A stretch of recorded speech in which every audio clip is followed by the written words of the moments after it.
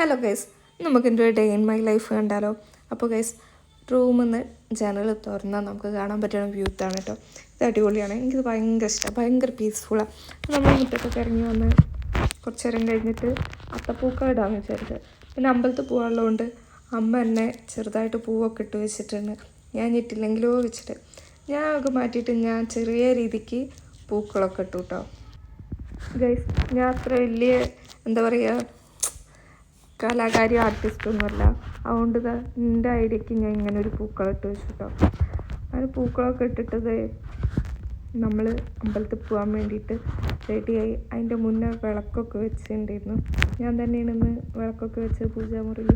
നമ്മൾ രാവിലെയും വൈകുന്നേരം വിളക്ക് വെക്കൂലേ ഗൈസ്. ഇതൊക്കെ എന്തിനാണ് ഞാൻ എടുത്ത് വെച്ച് നിൽക്കുക ഓർമ്മയില്ല. ഇതൊക്കെ ഞാൻ ഇപ്പോഴാണ് കേട്ടോ കാണുന്നത്.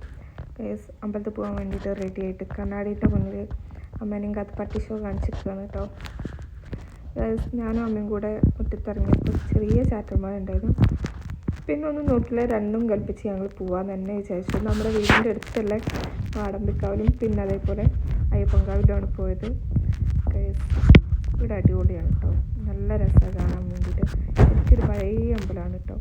ഞങ്ങൾക്ക് കുറച്ചധികം എള്ളുതിരിയൊക്കെ കത്തിക്കാണ്ടായിരുന്നു. ഞാനും അമ്മയും എള്ളുതിരിയൊക്കെ കത്തിച്ചു. അമ്പലത്തിൽ നിന്ന് തൊഴുത് ഞങ്ങൾ രണ്ടുപേരും ഇറങ്ങി. ശരിക്കും ഉണ്ടല്ലോ, ദുബായി പോയാൽ ഏറ്റവും കൂടുതൽ മിസ് ചെയ്യാത്തൊക്കെ തന്നെയാണ് ഈ രാവിലെ എണീച്ചുള്ള അമ്പലത്തിൽ പോക്കും. പിന്നെ അതേപോലെ ചുമ്മാ ഞാൻ വീടിൻ്റെ ആ വഴി കൂടെ ഒക്കെ ഞാൻ ഇങ്ങനെ പോവും.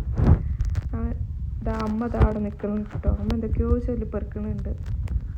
അതൊക്കെ കഴിഞ്ഞ് നമ്മൾ വീട്ടിലെത്തിട്ടോ. ഹലോ ഗൈസ്, വന്നിട്ട് ഒത്തിരി ദിവസമായി അടുക്കളയിലൊക്കെ കയറിയിട്ട്.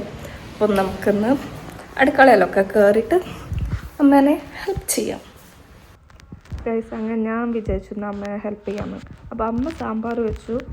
പിന്നെ ഞങ്ങൾ വെച്ച ഓമക്കായ ഉപ്പേരി, അതേപോലെ അത് വെച്ചിട്ട് അച്ചാറും വെച്ചിരുന്നു. ഉപ്പേരി ഞാൻ തന്നെ ഉണ്ടാക്കി, പക്ഷെ അരിഞ്ഞെടുത്തൊക്കെ ഞാൻ തന്നെ ഇട്ടാ.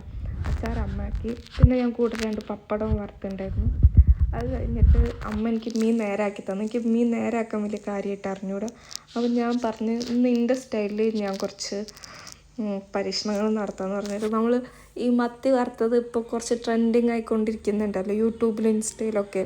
ആ ഒരു ടൈപ്പാണ് കേട്ടോ ട്രൈ ചെയ്തത്. ഗൈസ്, നല്ല ടേസ്റ്റ് ഉണ്ടായിരുന്നു.